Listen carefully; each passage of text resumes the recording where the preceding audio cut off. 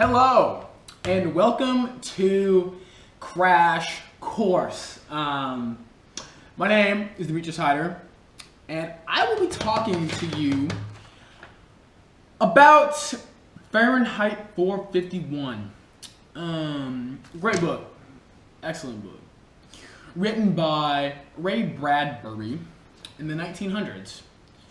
There have been two different movies. That's not important. Okay. So let's just get right to it. The literary elements. The literary elements are perhaps the most, the most important part. You need to know the literary elements if you're gonna understand the book. All right. Should we get to it? All right. Here we go. The plot.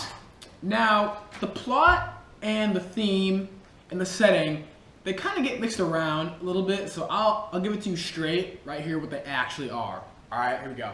The plot is the main sequence of events. It's what happens one after another. That is the plot. Now the theme is the main idea of the story. For example, 451 by Ray Bradbury.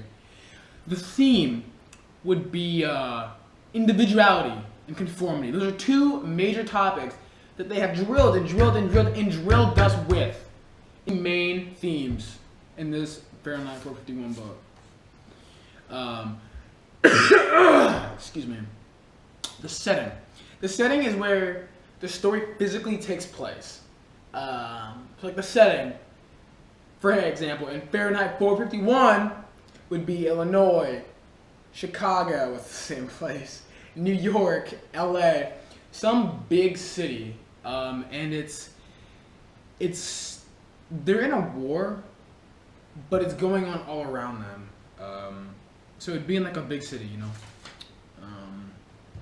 Characters are the people in the literary work. So characters: Guy Montag, Clarice McClellan, Captain Beatty, Mildred Montag. Those are four major characters in this Fahrenheit 451 novel. Alright. Foils. Okay? Foil. Now you might think of tin foil out. You might think of like tin foil, right? Like that crinkly stuff that you like make baked potatoes in. No. Okay? That's not what we're talking about here. We're talking about foil. Okay? Now foil and conflict sometimes get mixed up. I'll tell you. A foil is when the antagonist, the person that has a conflict with the protagonist, go out and deliberately go out and cause a problem with this nice dude who's having a cup of joe in the morning. Now, a conflict is when they're just fighting. Like something happens and they just start fighting over it. It's not deliberate, you know?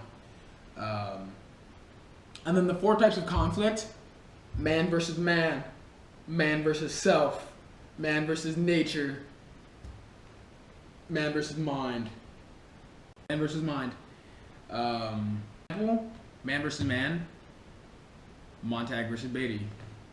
Man versus nature, Montag versus the Hound.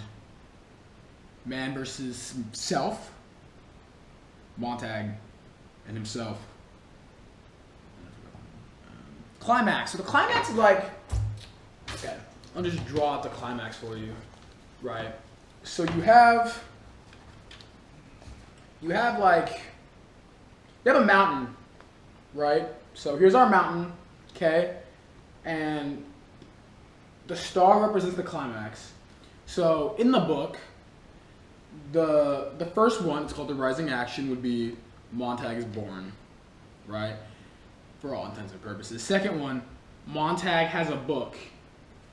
Third one, Montag has cotton. BAM! The climax is Montag torching Captain Beatty. Okay? Right there. At the very tip, at the very apex of this literature mountain, Montag torches Beatty. That is the climax in this story. Characterization is where you give the characters a sort of... Characterization is where you place titles or you pick out certain actions and tag them to characters. Point of view, first person, second person, third person, omniscient, third person, you, me, second person, he, she, third person, they.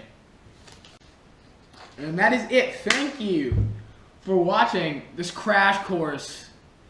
Thank you, Ms. Gagno. Thank you, Woodland Christian students, for watching this. Good luck on finals. Thank you.